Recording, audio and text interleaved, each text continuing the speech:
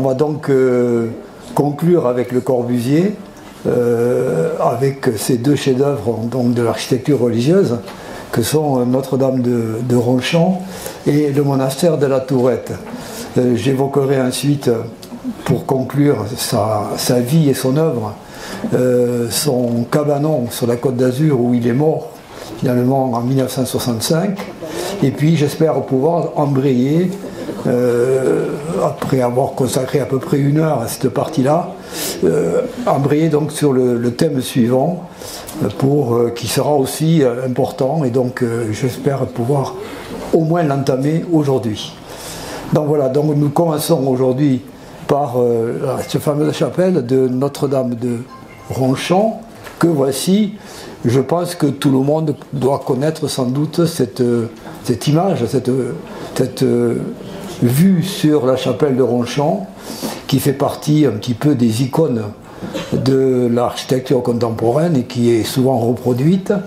Donc cette chapelle donc a été édifiée, vous le voyez, au début des années 50, entre 1950 et 1955. Et donc elle est considérée dans l'œuvre de Le Corbusier comme un des chefs-d'œuvre absolus, et donc à ce titre elle est aujourd'hui classée au patrimoine mondial de l'humanité par l'UNESCO comme une grande partie de l'œuvre de Le Corbusier, à la fois en France et à l'étranger. Voilà, donc quelques considérations générales. Voilà d'abord le site de cette chapelle qui se trouve donc sur la commune de Ronchamp. Alors où c'est qu'on est à Ronchamp? On est au sud-ouest du massif des Vosges, à mi-chemin à peu près entre Belfort et Vesoul, dans la Haute-Saône. C'est le département de la Haute-Saône, et plus précisément, plus près encore de Lure, entre Belfort et Lure. Voilà, à peu près à mi-chemin entre ces deux villes. Et on est donc sur ces collines sous-vosgiennes qui bordent le massif des Vosges, au sud, à l'ouest et à l'est également, côté alsacien. Et vous voyez ici donc sur la photographie, alors voilà, vous voyez ici la petite ville de Ronchamp, qui est une petite ville de quelques milliers d'habitants. Aujourd'hui c'est vraiment petit comme ville, mais qui a un assez riche passé industriel.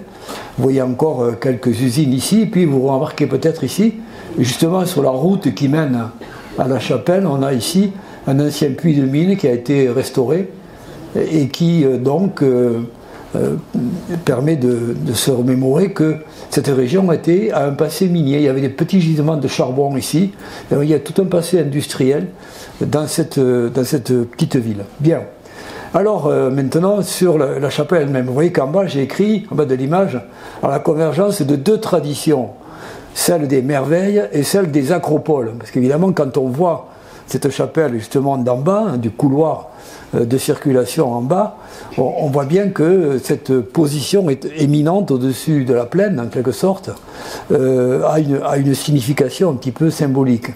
Alors, la convergence de traditions, celle des acropoles, qui paraît évidente, n'oubliez pas que les acropoles, dans le monde grec, étaient donc ces cités hautes, dominant la cité des citoyens, la cité ordinaire, et qui avait en général une fonction religieuse. Pensez à l'acropole d'Athènes, avec ses temples, et il y a comme ça dans le monde grec antique pas mal de cités, de cités avec une acropole, cité religieuse en quelque sorte, qui domine la cité des hommes ordinaires. C'est un petit peu la même position qu'occupe cette chapelle.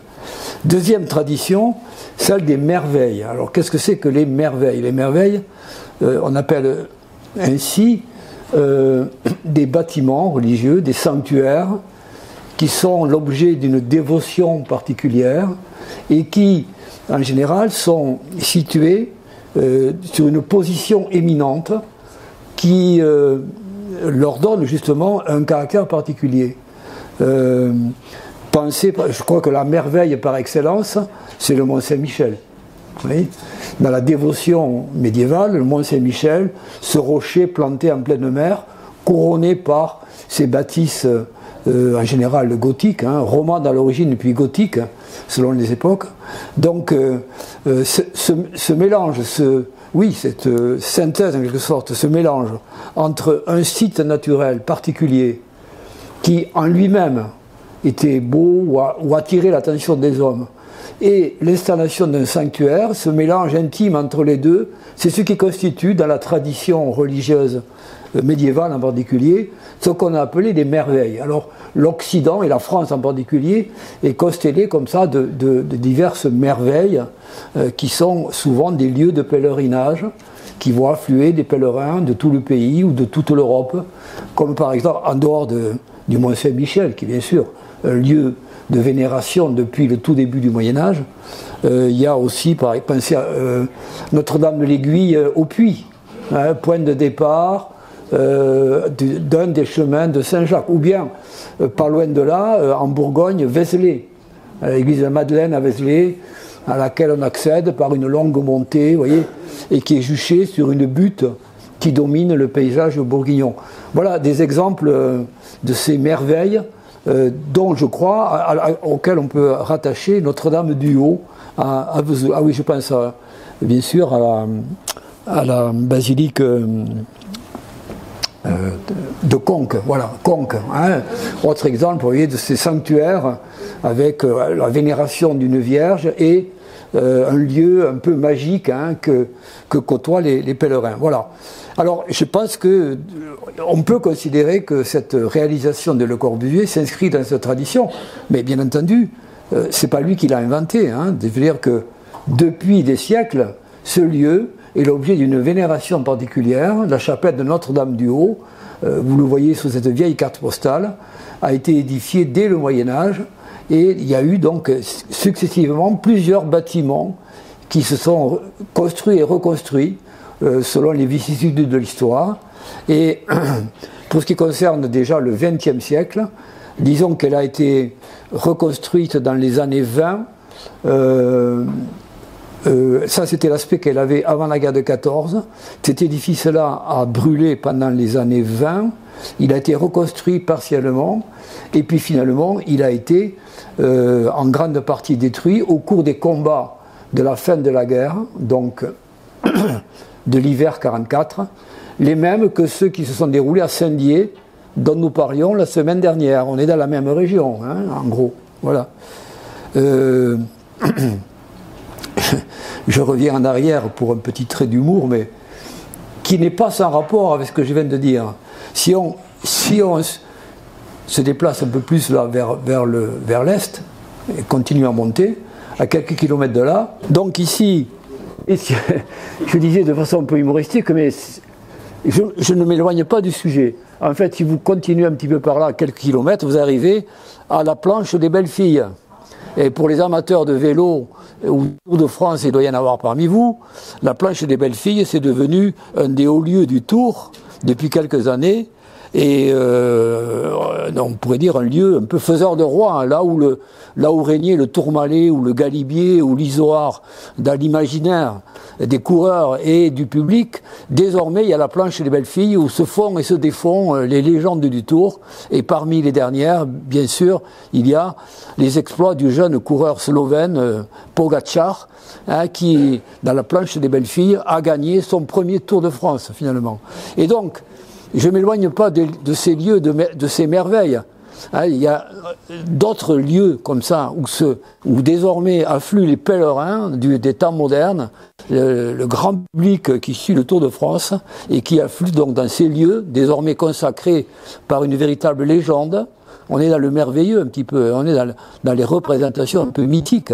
Et donc dans ces lieux devenus mythiques, elles se pressent chaque année, une sorte de pèlerinage, donc des gens venus des quatre coins de l'Europe aussi et du monde, parce que le Tour de France est une manifestation mondiale, de rayonnement mondial, et donc des gens du monde entier viennent assister aux exploits des nouveaux dieux, les dieux du stade, les dieux de l'asphalte, dans ces hauts lieux désormais consacrés par la tradition.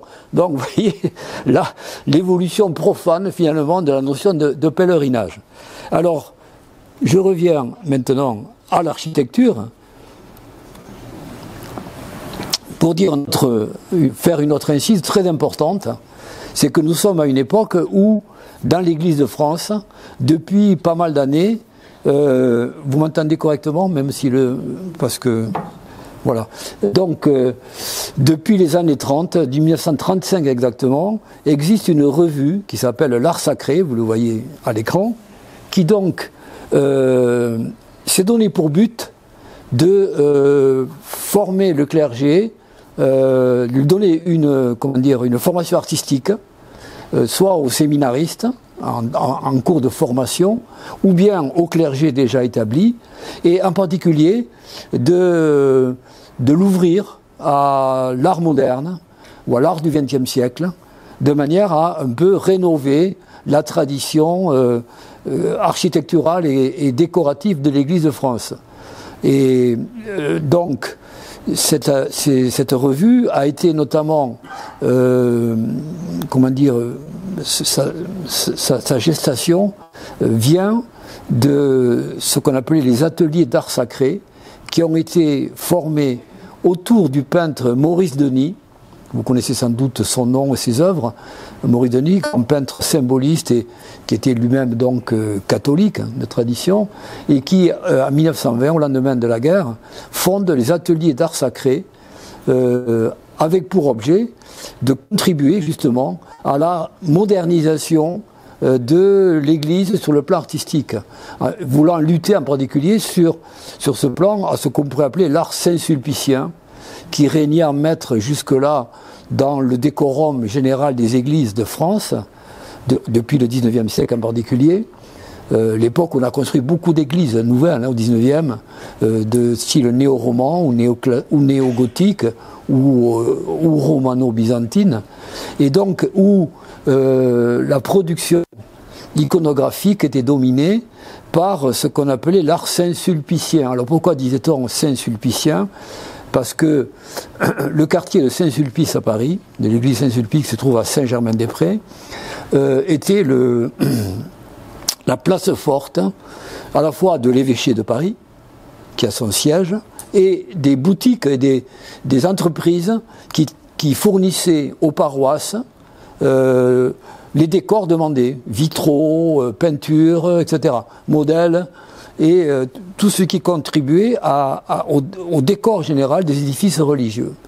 Et donc ça a donné un art, on pourrait dire un peu conventionnel, un peu parfois médiocre, répétitif en tout cas, sans imagination, avec des formules toutes faites. Et c'est contre cet immobilisme décoratif en particulier que voulaient lutter donc les ateliers d'art sacré de Maurice Denis. Et dans le prolongement de cette action a été fondée donc la revue L'Art Sacré, qui à l'époque où nous nous plaçons, depuis 1936, est dirigée par un personnage éminent, qui est un dominicain, qui s'appelle donc le père Couturier, dont vous avez le nom ici en haut de l'écran, le père Couturier, donc dominicain, qui a lui-même été formé par Maurice Denis. Et donc il prend la tête de la revue et il va en faire vraiment le vecteur de la modernisation de l'art sacré en France. Et j'ai choisi évidemment, pour illustrer mon propos, à la fois un des premiers numéros que vous avez ici, l'art sacré, numéro, si vous ne le lisez pas bien, c'est le numéro 9 de mars 1936, et puis à droite, donc, un numéro qui, vous le voyez, est consacré à la présentation de cette église nouvelle, qui est l'église de Ronchon, qui vient juste d'être inaugurée en 1955. La revue date là de septembre-octobre 1955. Donc c'est vraiment au moment où cette chapelle est ouverte à la dévotion populaire. Voilà. Alors, bien sûr, le révérend-père Couturier a beaucoup rayonné dans le pays, et certains évêchés ont été particulièrement sensibles à son enseignement, notamment en ce qui nous concerne l'archevêché de Besançon, où se trouve Ronchon, et où on peut trouver encore aujourd'hui pas mal de réalisations datant de cette époque-là, et qui montrent l'esprit d'ouverture et de modernité qui animait donc la commission d'art sacré de l'archevêché de Besançon. Si vous avez l'occasion d'aller dans cette région et de visiter Ronchon, ne manquez pas de faire un saut à une vingtaine de kilomètres de là, dans l'agglomération de Montbéliard-Sochaux, qui est le fief de la firme Peugeot. Fief est l'origine, hein, le berceau de Peugeot, dans la commune de Audincourt, qui est une commune de l'agglomération de Montbéliard. Vous avez une très belle église qui a été construite par l'architecte Maurice Novarina et qui a été décorée par pas moins que Bazaine, le peintre Bazaine, et surtout Fernand Léger, qui a conçu tout un ensemble de vitraux qui décorent cette église relativement modeste, vous voyez donc. Mais vous voyez la pénétration justement de l'art moderne, de l'art contemporain de l'époque dans l'architecture religieuse de ce temps. Donc ça c'est important parce que même ici en Bigorre, à Tarbes, vous avez des exemples comme ça d'églises qui ont été construites à cette époque-là dans ce même esprit.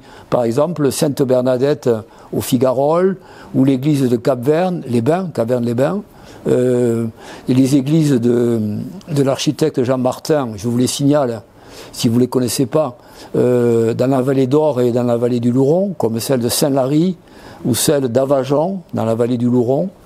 Autant d'endroits à visiter, si vous ne les connaissez pas, qui sont un reflet de cette diffusion un peu de la modernité dans l'église locale, ici, du diocèse de Tarbes, qui a été quand même à la pointe de la modernité, puisqu'on va voir après la construction de la basilique souterraine de Lourdes, hein, bien évidemment.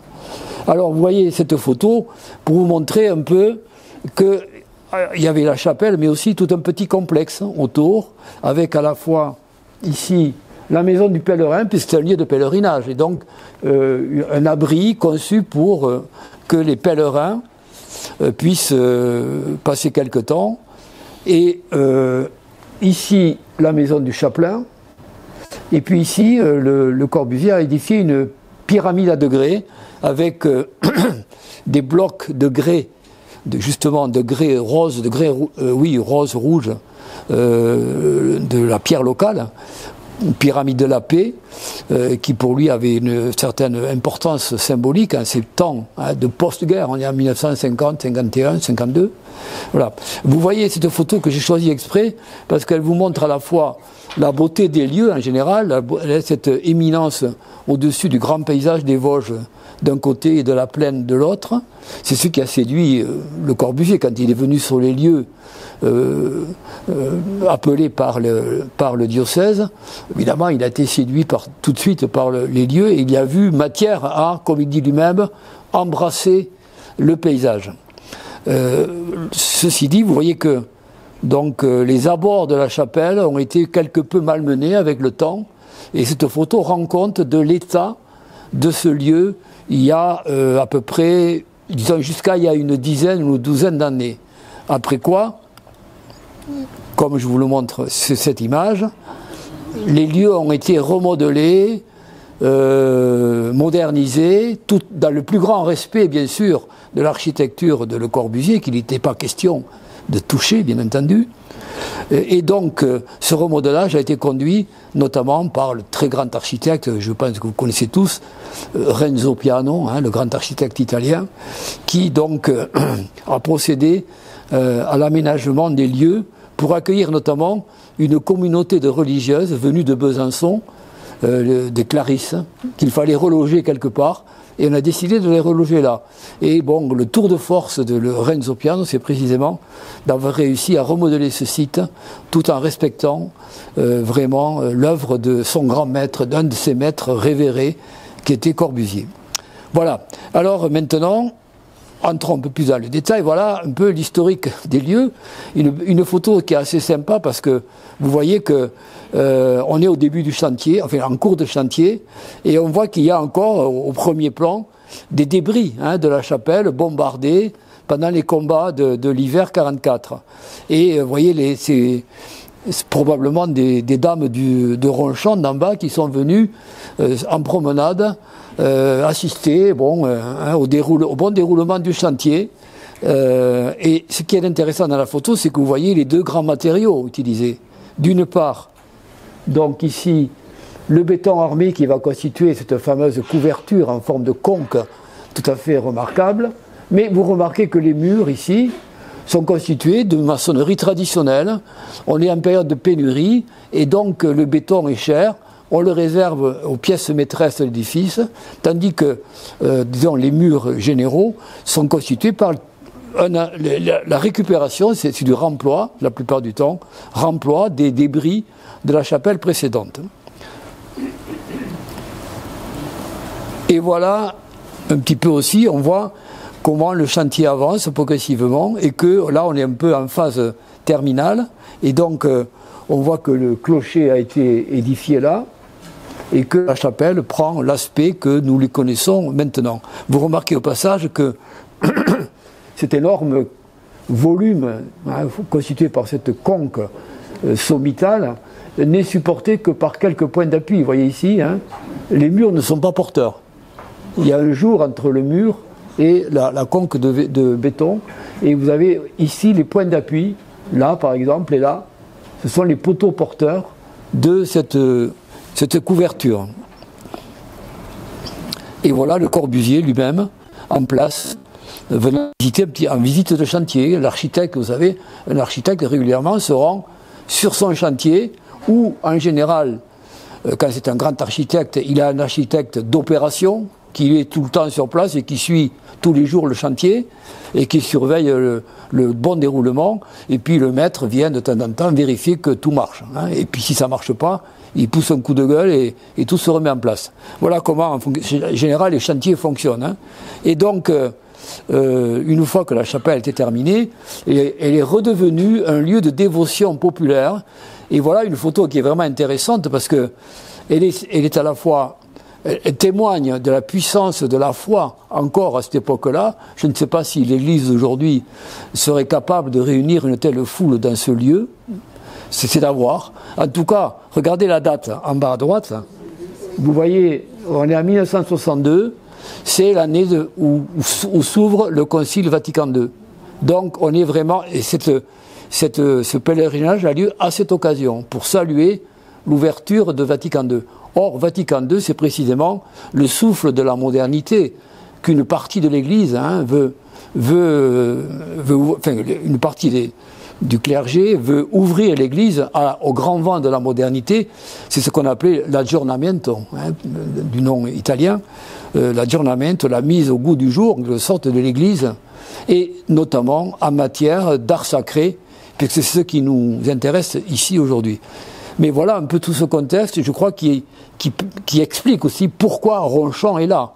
On est dans cette époque où on n'hésite pas à confier à des mécréants la construction d'édifices religieux, car le Corbusier n'est pas du tout religieux, il n'est pas du tout ni catholique, ni même protestant. Il a des ascendances, vous savez qu'il est suisse d'origine, qu'il est né dans le Jura suisse, dans la ville de La Chaux-de-Fonds, qui est le berceau de l'industrie horlogère suisse, qu'il est toujours d'ailleurs, c'est là qu'on fabrique les montres, et d'ailleurs lui-même a failli devenir décorateur de montres au départ, comme apprenti. Donc on peut supposer que dans son tempérament, dans son caractère, il y avait quelque chose de l'arrière-fond un peu protestant de cette partie de la Suisse, de Genève et du Jura suisse, qui peut-être explique certains traits de caractère, comme on pourrait dire une certaine austérité, c'est vrai.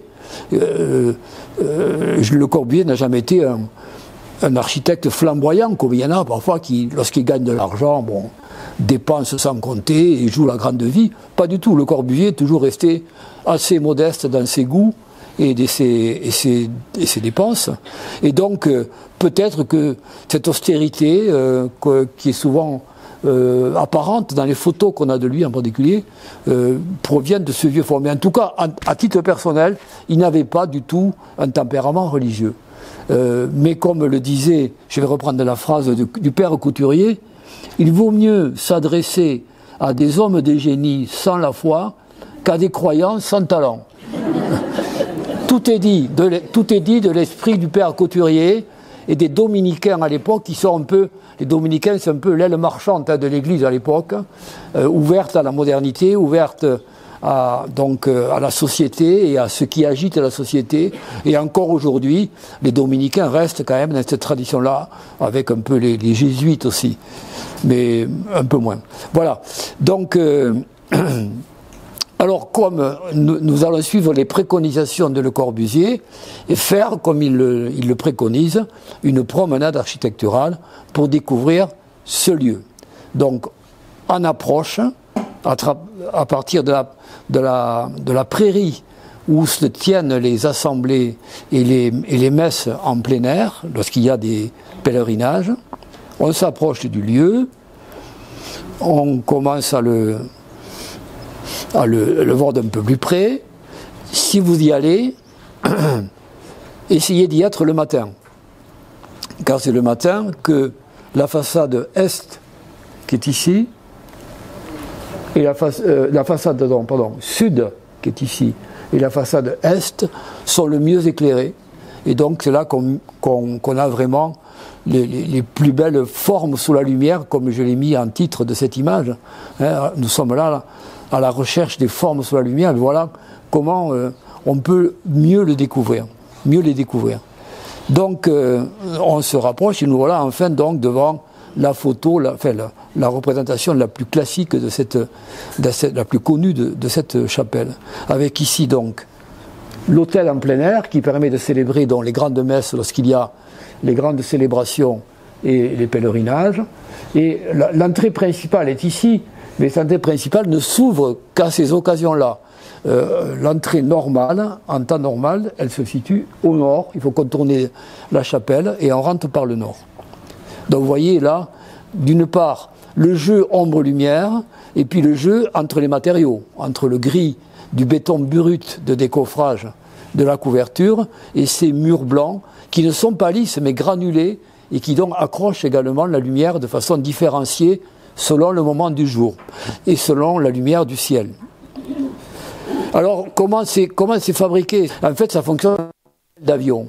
C'est une double coque de béton que vous voyez ici, qui font ici la couche de béton fait 6 cm à peine, vous voyez, et elle est donc coulée, elle a été coulée sur place, et un peu comme une aile d'avion, vous voyez, il y a un espace entre les deux, qui donc, évidemment, vous imaginez que si c'était plein de béton, les piliers qu'il aurait fallu, donc c'était pas du tout ça, c'est de concevoir une forme organique. On dit que Le Corbusier lui-même a dit qu'il avait été inspiré, en se promenant, comme il le faisait souvent, au bord de la mer, par une coque de crabe renversée, vous voyez? Vous voyez à peu près ce que ça donne. Il dit que c'est ça qui lui a inspiré cette forme assez étonnante, tout à fait hors norme, en quelque sorte.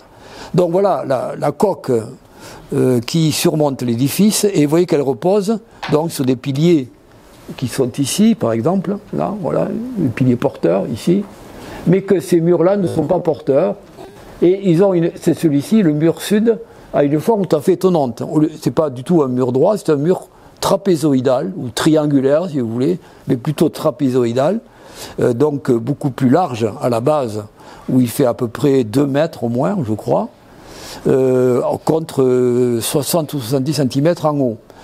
Donc, si Le Corbusier a fait un mur comme ça, c'est qu'il avait une idée derrière la tête. L'idée derrière la tête, on le voit dans l'image suivante, c'est les percements à travers ce mur qui sont comme des... comme à l'intérieur de la chapelle, je vous montrerai tout à l'heure, qui introduisent comme des faisceaux lumineux, vous voyez, provenant de l'extérieur, mais qui ne sont pas trop violents parce que atténués par la profondeur.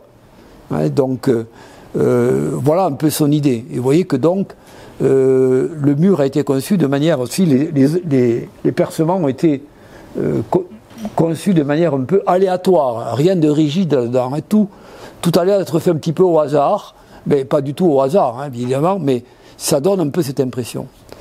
Voilà cette façade sud, vous voyez, avec ces percements-là. Et puis voilà, sur le côté gauche de cette façade sud, l'entrée principale, qui est donc comment dire, occupée par ces grands panneaux métalliques émaillés, les mêmes que je vous ai montrés la semaine dernière à Chandigarh. On est à la même époque. Donc c'est un truc qu'il expérimente et qu'il utilise dans divers chantiers à cette époque-là. En tout cas, ça me permet de vous rappeler aussi que Le Corbusier, que tout le monde connaît comme architecte, est aussi un plasticien, un peintre, un sculpteur, un modeleur de formes, et que tous les jours, quand il était à Paris en particulier, dans son atelier de la rue de l'immeuble Molitor, là, dans le 16e arrondissement, où il habite depuis 1930 et quelques, il a 2 étages. L'un, c'est un bureau de travail, et il y a un atelier. Il y a un appartement où il vit avec son épouse, et puis il y a un atelier où pendant plusieurs heures chaque matin, il se livre à des travaux de peinture, de sculpture, etc., autres que l'architecture. Et jusqu'à la fin de sa vie, il ne cessera jamais de pratiquer peinture, surtout la peinture, la gravure, etc.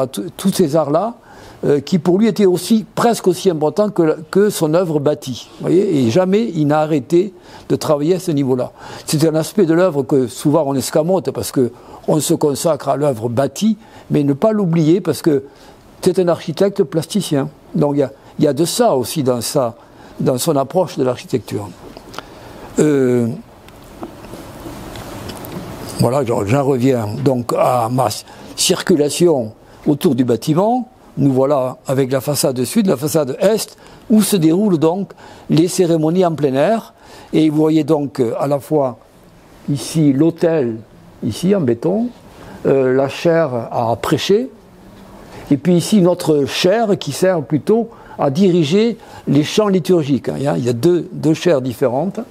Et puis ici la niche où se trouve la statuette de la Vierge, qui est l'objet de la vénération depuis des siècles. Voilà là où se déroulent donc à l'extérieur les grands offices liturgiques. Voilà donc de plus près les 2 chaires que vous voyez. Et vous voyez là, puisqu'on parlait du côté plasticien de Le Corbusier, encore une fois, vous voyez son talent à utiliser des matériaux pour en tirer des formes tout à fait originales. Nous continuons, alors voilà, vu de côté, ce lieu, bien.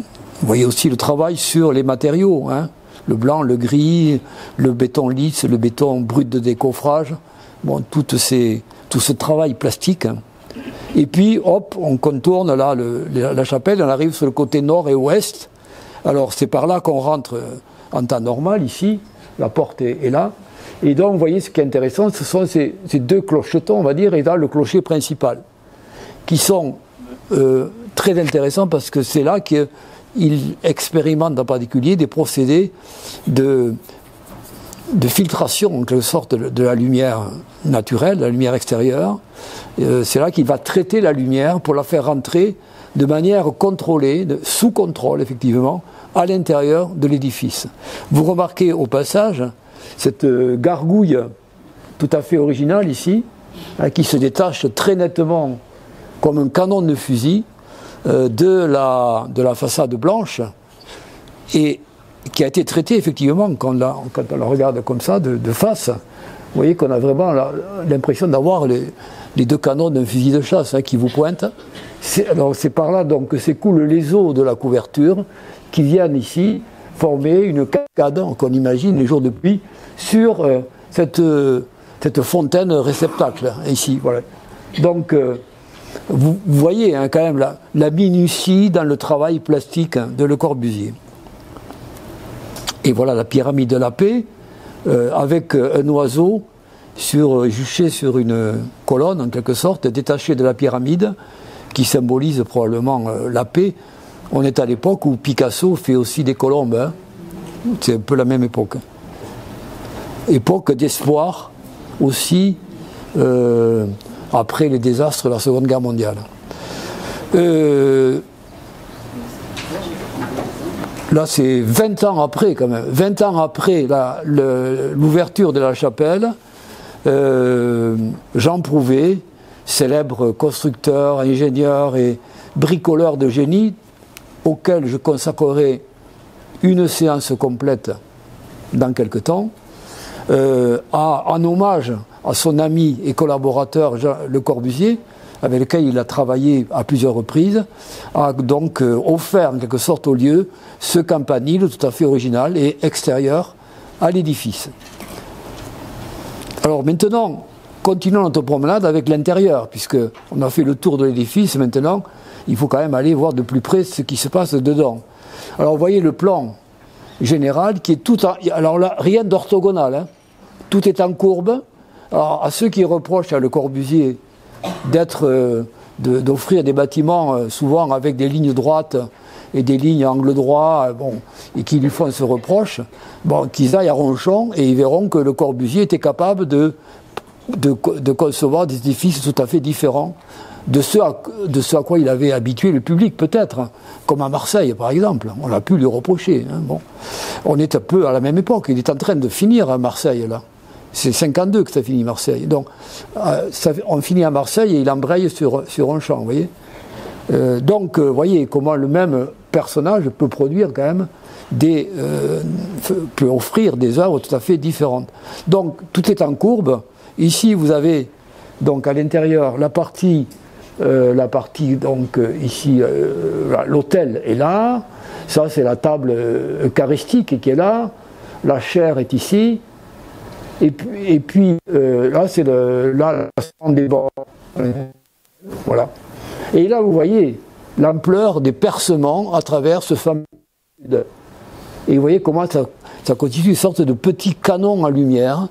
J'emploie le mot à dessein de canon parce que c'est les mots qu'emploie Le Corbusier aussi. Voilà, donc vous voyez. Attendez, je ne vais pas parce que oui, d'accord, voilà, c'est ça. Voilà. Donc là, un schéma un peu plus simplifié, un plan un peu plus simplifié, avec notamment, vous voyez ici les deux clochetons que vous avez vus à l'entrée, sur la façade nord, et le campanile, enfin le campanile principal ici, le clocher principal ici, et qui constitue autant de puits de lumière. Vous voyez donc comment, maintenant, voilà l'extérieur, vous remarquez, je reviens sur vous remarquez une fente verticale, deux entrées, là, deux petits opuscules, enfin orifices, j'arrive pas à trouver le mot, pour faire entrer la lumière aussi, là. Et puis vous voyez ici cette ouverture avec des sortes de brises-soleil extérieures ou des brises-lumière, parce que c'est faiblement éclairé ici, ça donne vers le nord. Donc c'est jamais exposé au grand soleil du sud. En tout cas, cette ouverture-là. Par contre, celles-ci, vous le voyez, peuvent être largement exposées au soleil de la mi-journée. Donc, il analyse la circulation du soleil, tout ça, et donc il en tire des conclusions pour son équipement intérieur. Alors, voilà ce que ça donne. Voilà le traitement de la lumière par Le Corbusier, donc, dans ce clocher principal. Alors vous voyez donc la fente verticale ici, les orifices de chaque côté, et puis vous voyez comment ici la lumière est traitée avec des sortes de petites brises de lumière, mais qui sont comment dire, décalées un peu les uns par rapport aux autres. C'est pas rigide, hein. Et donc tout ça procure, vous voyez comment il réussit à modeler la lumière, à la diffuser et à en faire un instrument à sa mesure qui permet donc d'obtenir des effets absolument extraordinaires. Je connais peu d'endroits au monde où la lumière est traitée comme ça. Franchement, quand on est là-dedans, on ne peut que s'incliner devant le talent, ou même, j'hésite pas à le dire, le génie, hein, vraiment, de Corbusier dans le traitement de la lumière. L'architecture, c'est aussi savoir traiter la lumière. Et c'est presque même l'essentiel. Alors, en révisant un peu mon topo avant de venir vous voir, en reprenant mon diaporama, il y a un truc qui m'a traversé l'esprit devant cette image. Si vous êtes amateur de musique classique, vous connaissez sans doute ces pièces musicales qui ont été composées au XVIIe siècle principalement, qui accompagnaient la Semaine Sainte du jeudi au samedi, jeudi, vendredi, samedi, où on jouait ces pièces musicales à la tombée du jour, jusqu'à ce que la nuit tombe et que la nuit se fasse, un peu symboliquement, la mort du Christ, vous voyez, bon, avant la résurrection. Et ces pièces étaient appelées le son de ténèbres. C'est une pièce devenue célèbre, composée notamment par Marc-Antoine Charpentier ou Couperin même. Couperin aussi en a fait. Bon, vous avez tout un répertoire là de musique très très belle, magnifique, musique vocale et instrumentale, tout à fait remarquable, qu'on appelle donc les leçons de ténèbres. Et en voyant cette image, je me suis dit, mais bon sang, mais oui, c'est une leçon de lumière, quoi. Je veux dire, ça m'a traversé l'esprit, et donc c'est pour ça que j'ai intitulé cette image une leçon de lumière, parce que où que vous portiez votre regard dans cette chapelle, vous voyez le travail de l'architecte. Comment il a modelé et travaillé avec la lumière. Vous voyez différentes entrées, notamment, vous voyez, je vous avais dit que cette coque repose sur des points d'appui, vous voyez, très légers, et qu'il a aménagé une fonte comme ça, quasi horizontale, qui permet à la lumière de rentrer par le haut. Vous voyez surtout donc le mur de lumière ici à droite, par exemple, la niche où se trouve la Vierge en particulier, entrez ici, et puis n'oubliez pas que ici, sur le côté à gauche et derrière moi, il y a les clochers où la lumière se diffuse vers le bas, vers des petites chapelles latérales, en quelque sorte. Hein. Voilà. Donc, je crois que, à tout point de vue, on est là devant vraiment un des endroits les plus magiques dans l'œuvre de Le Corbusier. Voilà le mur, donc, avec ses percements, vous voyez, tout à fait extraordinaires.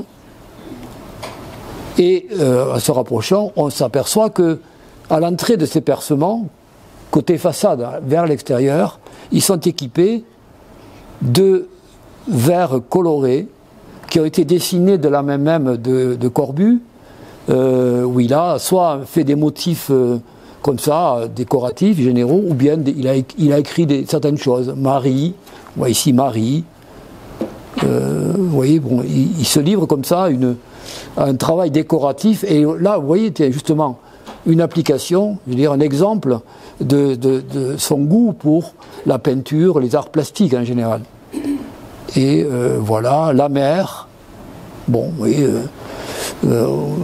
une évocation un peu poétique, on pourrait dire, hein, de certaines choses qui, son esprit, sont associées à ce lieu religieux par excellence. Voilà. Et donc, pour terminer sur cet endroit, il faut quand même comprendre comment il est organisé aujourd'hui, si vous allez le visiter. Il a été donc remodelé par l'architecte Renzo Piano et le paysagiste Michel Corajou, qui est décédé, hélas, il y a quelques années d'un cancer, prématurément.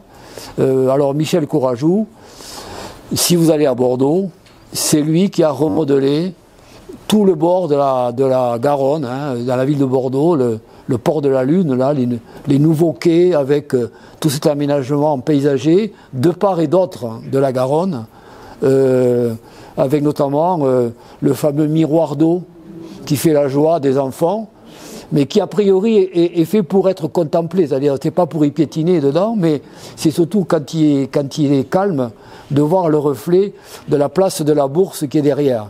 Bon, mais enfin bref, c'est Michel Corajou qui a collaboré avec Renzo Piano pour concevoir cet aménagement. Donc, hein, ça a été fait avec beaucoup de soin et de respect pour l'œuvre du maître. Parce que c'est ça au début, quand on a voulu loger les Clarisses dans le lieu, bon, et qu'on a fait appel à Renzo Piano, les intégristes de la fondation Le Corbusier, qui sont à cheval vraiment sur la préservation de l'œuvre de Le Corbusier, je dis les intégristes parce qu'il y a un petit peu ce côté-là. Hein. Chez les amis de Corbusier, il y a parfois des fondamentalistes de Corbusier qui ont du mal à admettre qu'il peut y avoir des interventions sur l'œuvre de Corbusier sans la dénaturer. Donc on a poussé des hauts cris avant de comprendre que Renzo Piano était très respectueux du lieu et qu'il allait se livrer à un remodelage tout à fait discret. Ce que vous montre la photo, qui est la même que tout à l'heure, vous voyez comment ici l'aménagement disparaît littéralement dans le paysage. Voilà la nouvelle entrée maintenant, parce que l'entrée qu'il y avait avant était assez pouilleuse, c'était vraiment médiocre, surtout par rapport au chef-d'œuvre qu'on allait visiter, ça l'affichait mal, quoi. C'était vraiment lamentable, un parking destroy, enfin, c'était nul, quoi. Donc là, bon, justement, une entrée qui respecte quand même la qualité de l'œuvre qu'on a visitée, et donc ici, les logements des Clarisses. Vous voyez, tout ça enfoui dans la colline, ce qui fait que lorsque vous vous promenez ici, tout ça est accessible. Hein, et vous pouvez arriver jusque-là et vous vous rendez à peine compte qu'il y a un bâti en dessous, quoi. Donc vraiment, c'est complètement escamoté et on n'y voit rien, comme disait Daniel Arras.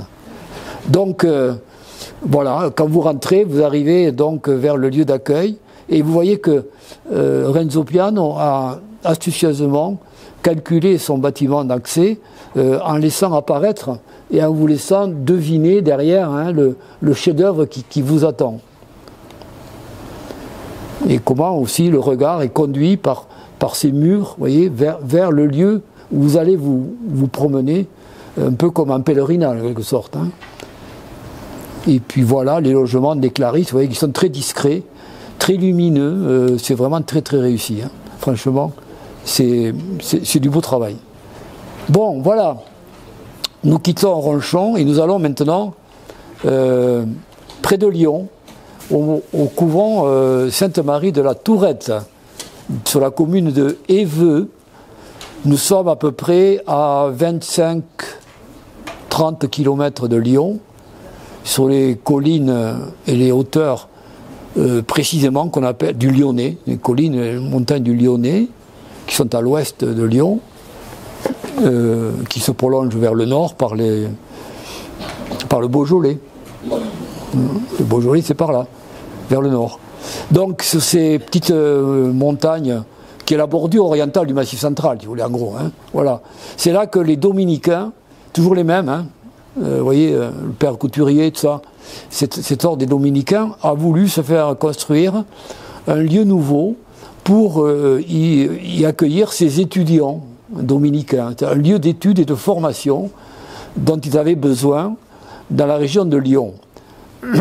Donc, ils se tournent vers le Corbusier donc, pour cette commande. Nous sommes, vous voyez, 55-56, donc juste après la réalisation de Ronchon. Et donc, à la Tourette, il s'agit de concevoir, non, alors ça s'appelle le couvent, ou monastère, mais parce que ça prend la forme et l'organisation générale d'un monastère, mais en réalité c'est ce qu'on pourrait appeler plutôt un studium, comme l'appellent les dominicains, c'est-à-dire un lieu de formation.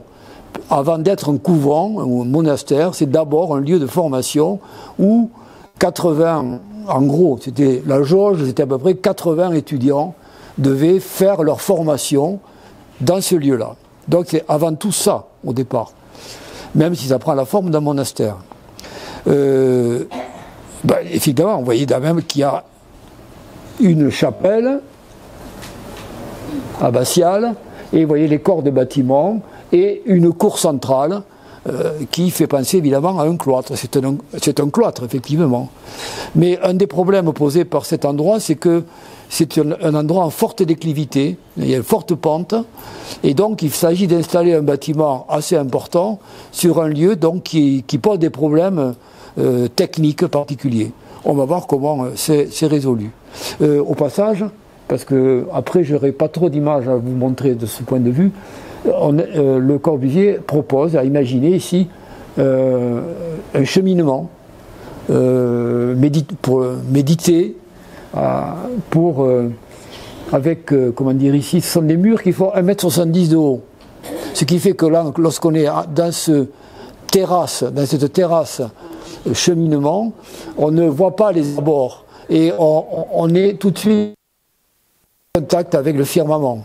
Donc, vous voyez, évidemment aussi la symbolique de ce cheminement proposé aux futurs dominicains.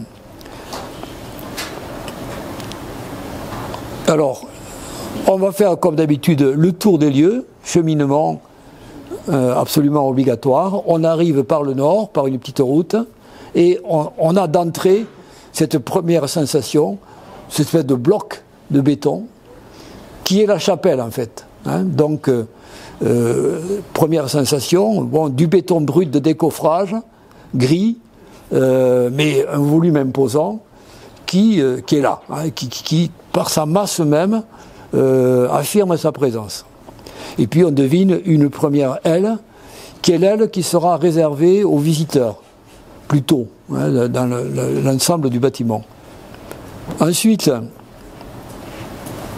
on avance, et donc on a la façade du sud-est, et on voit donc comment Le Corbusier a résolu le problème de la pente.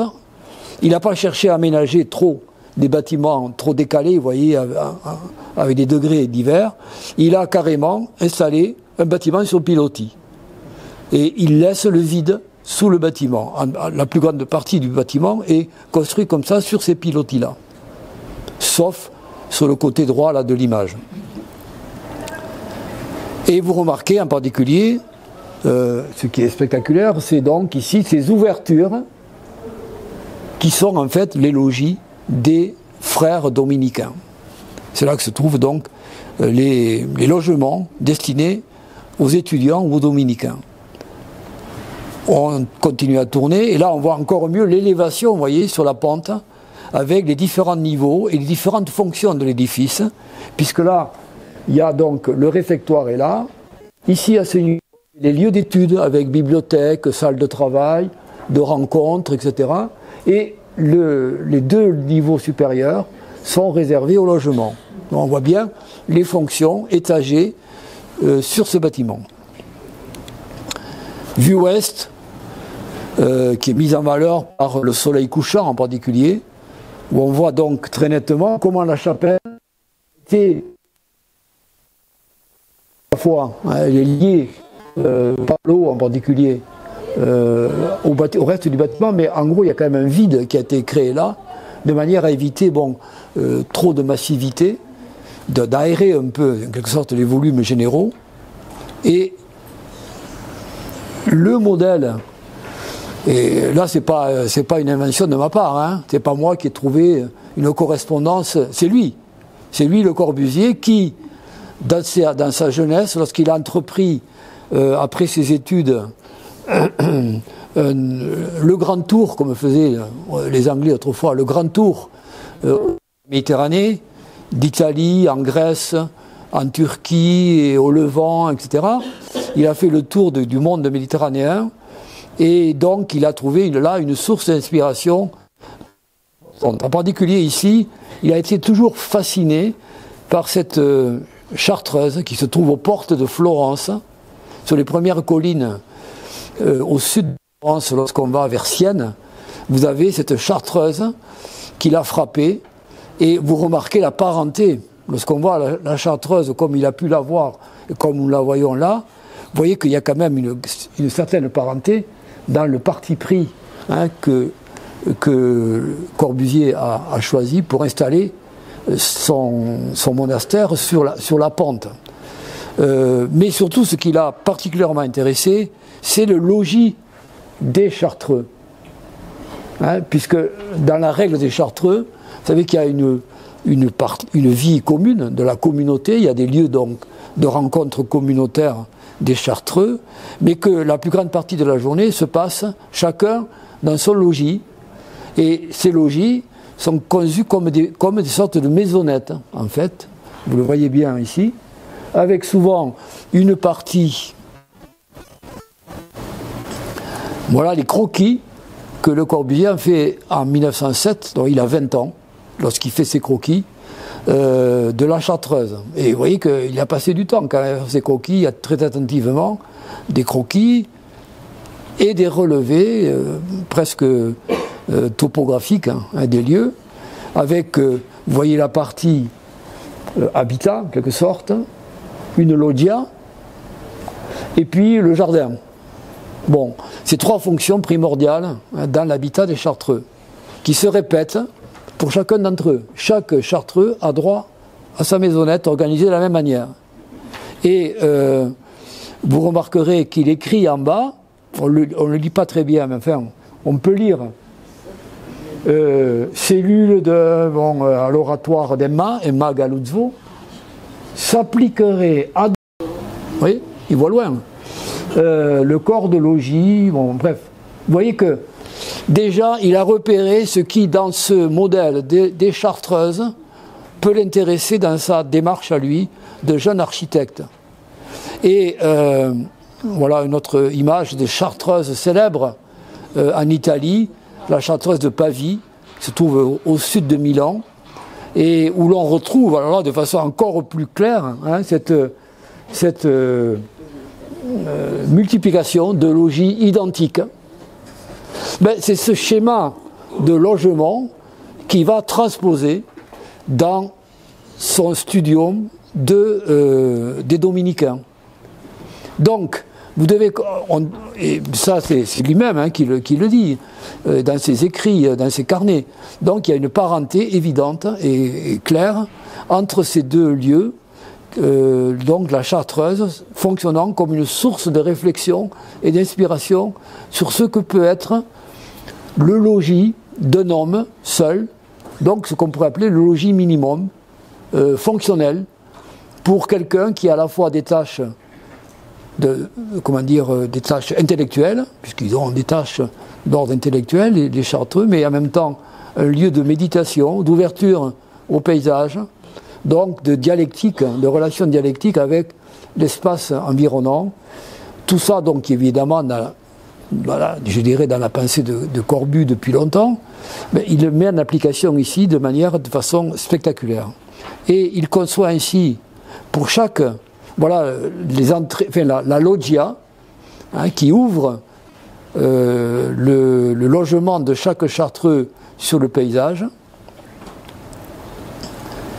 Et voilà le logis d'un Chartreux. Donc il y a une partie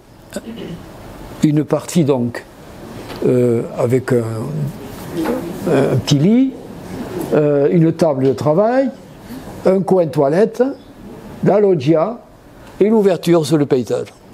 Et vous voyez les dimensions, 5,92, 1,83 et 2,26. Et si vous avez révisé la leçon de la semaine dernière, vous y reconnaissez le modulor, les dimensions du modulor. Voilà encore une application du modulor. La largeur 1,83, la hauteur 2,26, c'est la hauteur du modulor avec le bras levé. Voilà. Donc, on est, vous voyez, dans cette constante hein, de Le Corbusier à la recherche des dimensions idéales d'un logis ici appliqué à une seule personne. Ben, c'est ce qu'on va retrouver à la fin de sa vie avec... pas à la fin de sa vie, à cette époque-là, il construit son cabanon. Son cabanon à Roquebrune, Cap-Martin, où il va mettre en application aussi la notion hein, de logis comme ça, standard, pour une ou deux personnes. Bon, vous connaissez sans doute aussi la célèbre formule de Corbu pour définir l'architecture. Parmi les multiples formules qu'il a rédigées ou fait connaître, il y a celle donc qui définit pour lui l'architecture comme le jeu savant et magnifique des formes dans la lumière. Ben voilà. Quand on est à la Tourette, on ne peut pas s'empêcher de penser à cette formule. On est vraiment dans le jeu savant et magnifique des formes dans la lumière. Et là, donc, vous voyez, à droite, la chapelle, à gauche, les logis. Et puis, ici, au pied de la chapelle, ce qu'il va appeler les mitraillettes à lumière, par opposition au canon à lumière, qui éclairent en dessous la crypte qui se trouve sur le côté de la chapelle. Voilà encore, vous voyez le jeu ombre-lumière hein, qui se produit en permanence. L'architecture devient un spectacle permanent que l'on peut contempler selon la lumière et l'heure du jour, avec des effets différents.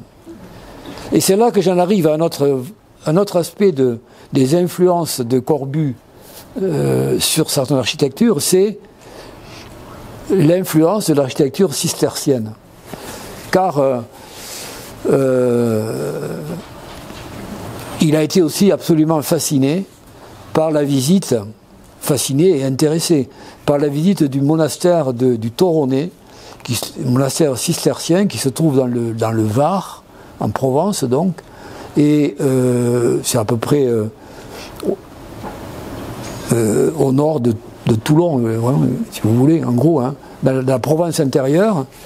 Et donc là, les cisterciens ont édifié au XIIe siècle un magnifique monastère qui définit bien d'ailleurs l'esprit de l'ordre hein, de Cîteaux.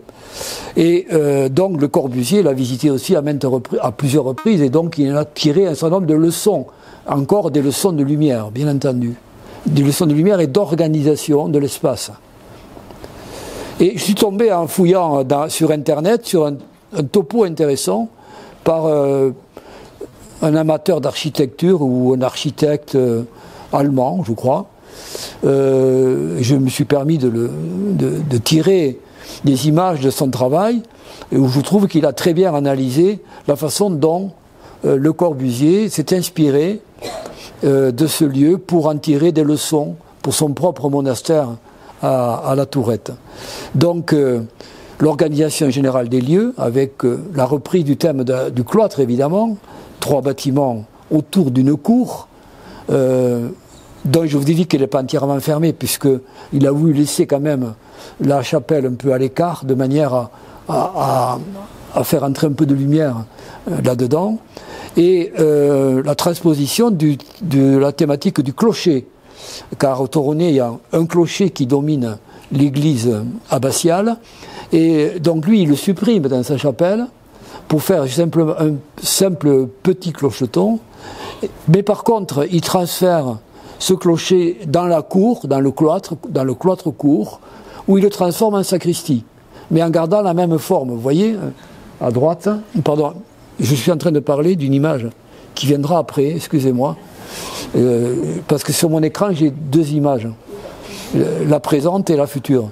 Et donc, vous voyez comment il transpose la thématique du clocheton, qu'il enlève à la toiture de la chapelle, puisque lui, il fait une terrasse plate.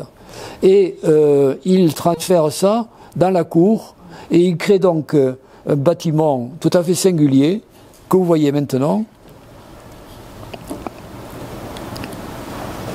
Le voilà. C'est ce bâtiment, vous voyez que c'est la transposition du clocheton qui domine la nef de l'église, et que lui, il transforme ici en volume, comme ça, en avant du cloître, et il y installe la sacristie. Donc c'est fonctionnel, c'est pas décoratif, hein, c'est quand même fonctionnel. La sacristie, c'est quand même un lieu important pour des gens qui célèbrent régulièrement des offices. Donc la sacristie, et là on y retrouve sa science de la lumière, on y retrouve les fentes verticales que vous avez vues à Ronchon, et l'éclairage diffus qui est provoqué par ces fentes. Et puis, vous voyez ici, le meuble qu'il a lui-même dessiné, très simple, mais qui permet donc aux moines de retrouver leurs vêtements liturgiques. Là, vous avez la photo du père dominicain qui fait visiter les lieux. Donc, autre transposition, c'est l'échelonnement. Vous avez remarqué sur la photo précédente comment ce cloître n'est pas de plein pied.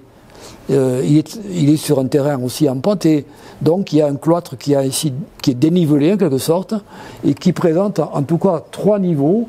Le niveau du cloître proprement dit, avec 2 niveaux différents, plus une sorte de promenade ici, au-dessus d'un des côtés, qui fait qu'on a 3 niveaux en fait. Le cloître est composé en 3 niveaux, ce qui est assez singulier dans l'architecture monastique traditionnelle. C'est assez rare de trouver cette... Et donc, Le Corbusier en a tenu compte, et lui aussi, il offre un cloître où lui justement utilise la déclivité du terrain pour faire comme ça plusieurs niveaux à l'intérieur de cette cour qu'on peut appeler cloître, même s'il n'y a pas vraiment de déambulatoire. Hein. On ne déambule pas comme dans un cloître habituel, mais néanmoins, on a quand même une forme carrée qui rappelle donc l'organisation d'un cloître traditionnel. Et travail sur la lumière. Alors, au passage, vous voyez les vitrages également qui sont intéressants à observer. Ils ont été composés en collaboration avec le compositeur de musique Yannis Xenakis, qui à l'époque fait un peu ses débuts dans ces années-là. Hein, c'est le début de ce type de musique.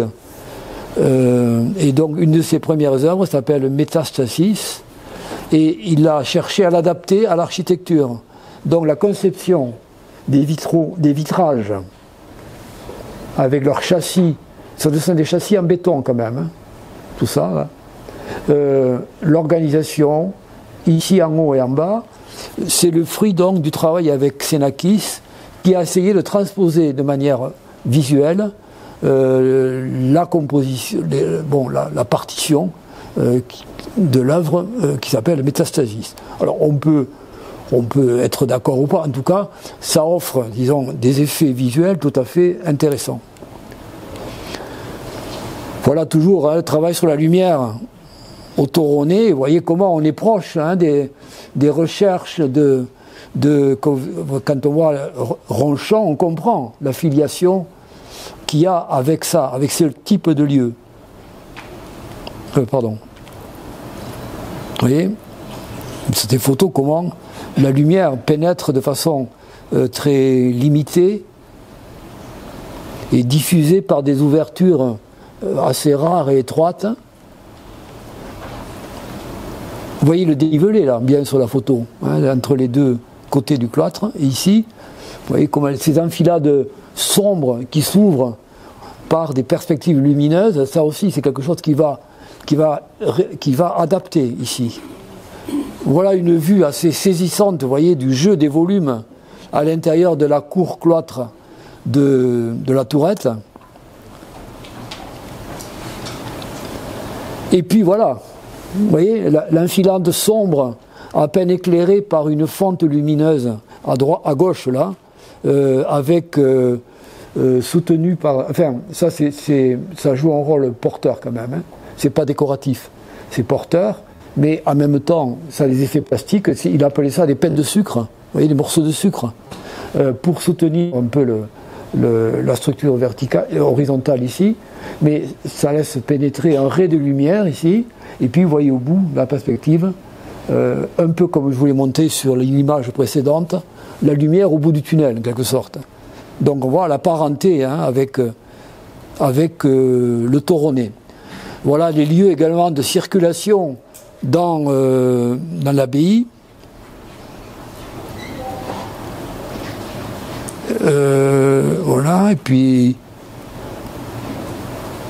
le réfectoire, qui est beaucoup plus lumineux, là, justement, parce que le réfectoire, il sert pour les repas, mais aussi pour les réunions plénières, ou bien pour des rencontres avec du public extérieur, parce que le studium est conçu aussi pour être ouvert. Ce n'est pas un monastère reclus, hein, c'est un lieu de formation et de réflexion, et donc régulièrement on peut inviter des gens pour des colloques ou des rencontres intellectuelles. Donc c'est le réfectoire qui souvent sert de lieu de réunion pour ce genre d'occasion. Vous voyez la puissance également de la structure porteuse ici du béton qui est mise en avant par Corbu.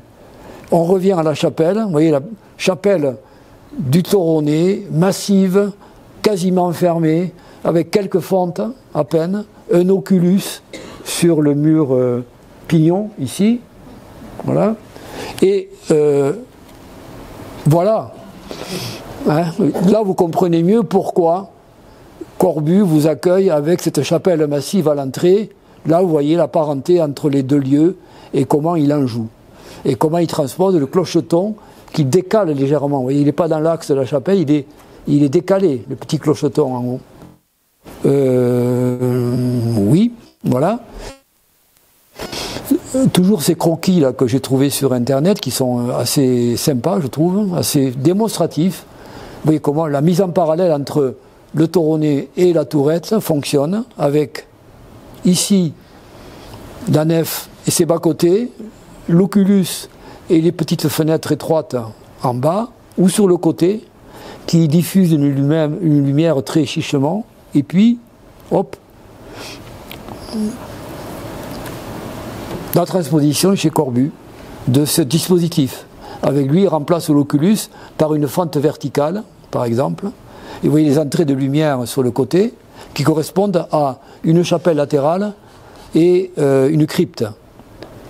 Et l'autre côté de la chapelle, avec la fente horizontale, comme on l'avait à Ronchon, en haut, vous voyez, et qui est conçue de telle manière que le soleil couchant rentre là, dans cette fente, et éclaire par des rouges et des orangés le plafond de la chapelle.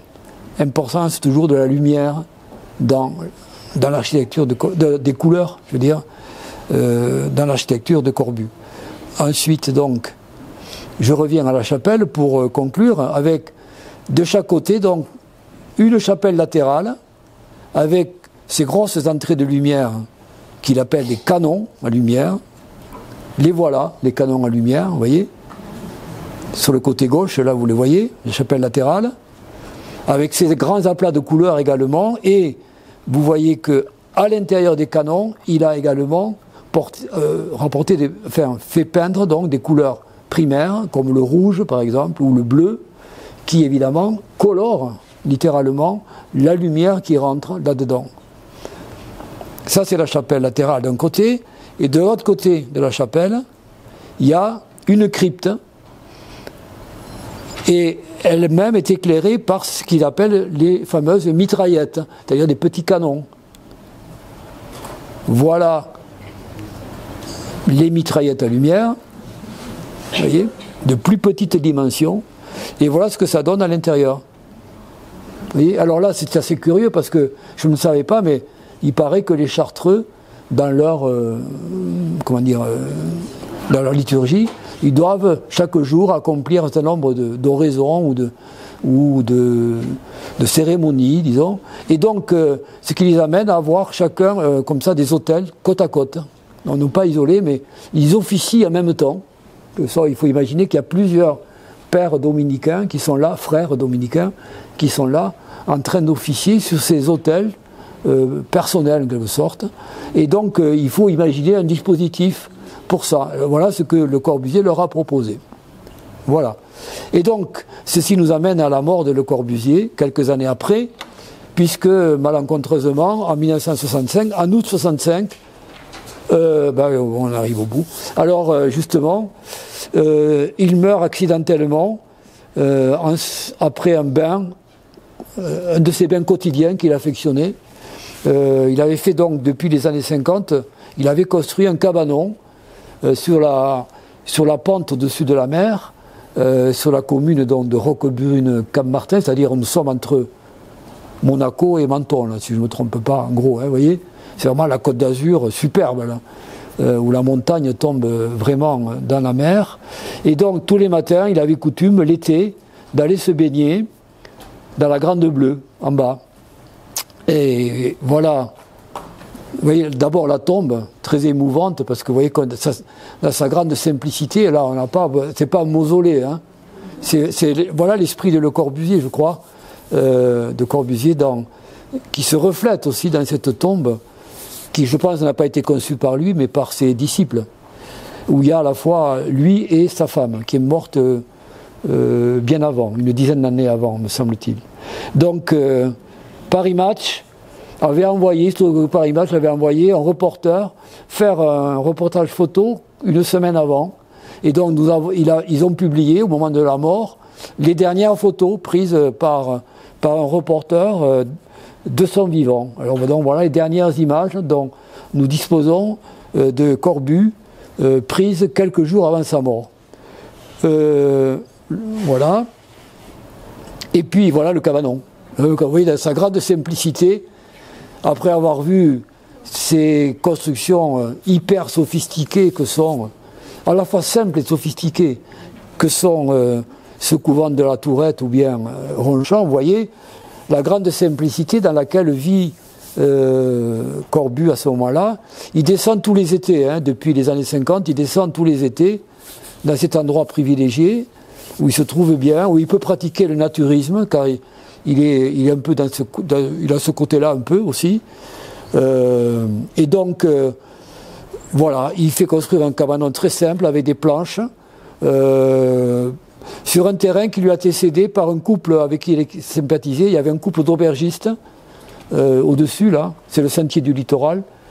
Et donc, ces aubergistes avec lesquels il a sympathisé lui ont offert un bout de terrain sur lequel il a construit ce fameux cabanon. Et alors, c'est très intéressant parce que ce cabanon, dans sa grande simplicité, ça résume aussi tout un pan de sa recherche, tout au long de sa vie, la recherche de la cellule minimale d'habitation de l'être humain. On pourrait l'appeler comme ça. Comment vivre dans un espace relativement réduit, mais fonctionnel et agréable en même temps. Voyez. Donc, il y a à la fois le coin repas, le coin travail, la couchette pour dormir, le coin toilette, l'ouverture sur le paysage, des couleurs vives comme le plancher peint en jaune que vous voyez bien là, ou bien des panneaux verts. Donc ça c'est lui qui l'a fait faire, donc c'est son choix je veux dire. De même qu'une fresque qu'on devine à l'entrée là, vous voyez, ici. Voilà, et donc voilà diverses vues. Et donc voilà, ça résume beaucoup de choses de Corbu, je crois, hein, de sa grande simplicité et de sa rigueur aussi, et sa recherche constante de ce qui peut convenir à l'homme. Donc ça reste quand même, c'est un peu les derniers mots sur lesquels je voudrais qu'on se quitte à propos de Corbu, c'est que ça reste quand même, au-delà des polémiques qui existent réellement.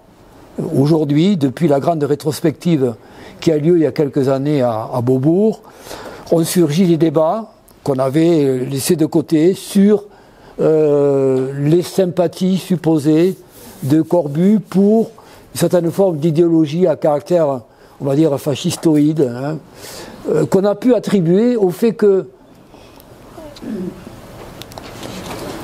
il pensait que l'architecte des temps modernes devait s'appuyer sur un pouvoir fort, car un des enjeux pour lui, c'était que pour construire surtout la ville de demain, il fallait avoir la maîtrise du sol.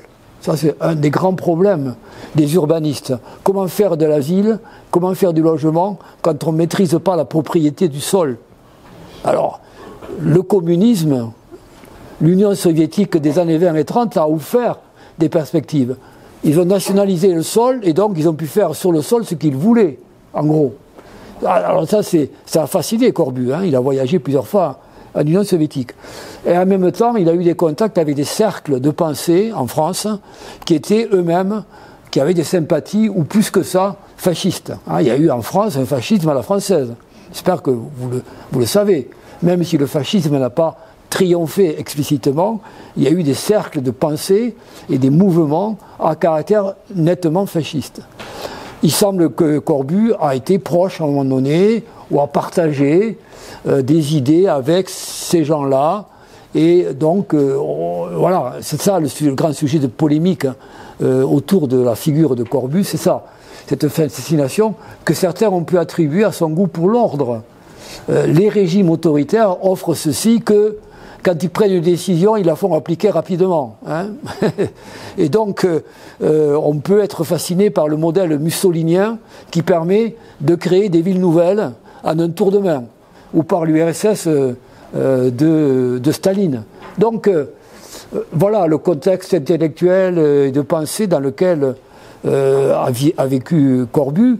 Ça n'empêche que, sur le fond, pour moi en tout cas, ça reste quand même un créateur imprégné d'un grand esprit humaniste, car son architecture, au-delà de ça, se voulait être, je pense, une manière de réconcilier l'homme avec son environnement bâti. Alors qu'on héritait d'une période noire, hein, de l'ère industrielle, qui s'est poursuivie bien sûr, mais l'ère industrielle a produit quand même des villes et des lieux, pour être gentil, difficiles à vivre. Et donc, il faut comprendre sa démarche là, dans ce contexte-là, dans cette vision de l'homme à laquelle il a voulu contribuer. Et jusqu'au bout, comme vous le voyez sur cette image, c'est resté un travailleur qui a toujours continué, jusqu'à ces derniers jours, à réfléchir à tout ça. Comment loger l'homme, comment concevoir la ville, etc. etc. Voilà. Donc, je préfère rester, moi, sur cette image-là, qui va au-delà des polémiques et qui définit, je crois aussi, assez bien ce personnage absolument exceptionnel qui a traversé une grande partie du XXe siècle. Voilà, alors du coup, j'ai débordé et je n'entamerai pas ce que j'avais prévu d'entamer, comme d'habitude. Donc la prochaine fois, j'entamerai l'autre volet. Voilà. Si cette vidéo vous a plu, vous pouvez nous rejoindre à l'Université du temps libre de Tarbes et de Bigorre à l'adresse utl-tb.info. Et n'oubliez pas, si ce n'est déjà fait, de vous abonner.